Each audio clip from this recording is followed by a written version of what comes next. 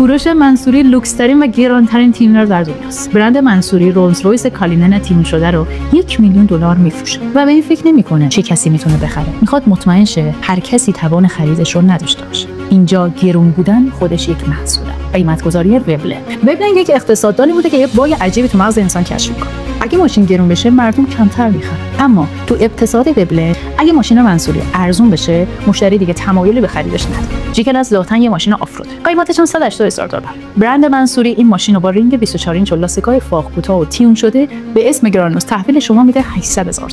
دقت کن، تو داری حدوداً 4 برابر بیشتر پول میدی که یه ماشین آفرود تیون شده بگیری، اما این ماشین بیشتر به درد دوردورای موناکو میخوره. گرانوس نماد ثروت تهاجمیه. یه جیکلاس ممکنه با مدل 10 سال پیش اشتباه بگیری، اما گرانوس با اون رنگ زردش سیگنال قیمته. منصوری میگه 10 تا از این مدل میسازم، قیمتش هم $800,000. میخوام مطمئن شم اینو فقط تو میتونی بخری، نه هر کسی. اگه منصوری تو تعداد محدود تولید نکنه، اون مشتری خاصه میپره. اون داره $800,000 میده بگه ببین من میتونم تو نمیتونی. اون فقط پول ماشین رو نمیده، داره پول تمایز میده، داره پول کمیابی میده. مثلا وقتی که رجیستری آیفون تو ایران ممنوع شد ولی بازم پرفروش بود، با اینکه اصلی ترین کارایش رو از دست داده، الان نماد تمایزه. من میخرم چون کمتر از آیفون نمیتونم دستم بگیرم. این یه حس برتری میده. تو داری این حس رو به مشتریت میفروشی. ببین اگه محصولت کیفیت بالایی داره، از اینکه گرون بفروشی نترس. تو قراره تو یه لیگ دیگه بازی کنی که اونجا رقابت سر قیمت نیست. اونجا گرونی بعد از کیفیت بزرگترین ویژگی یه محصوله. قیمت پایین یعنی در دسترس بودن برای همه و اون مشتری پولدار دنبال چیزیه که دست همه نباشه.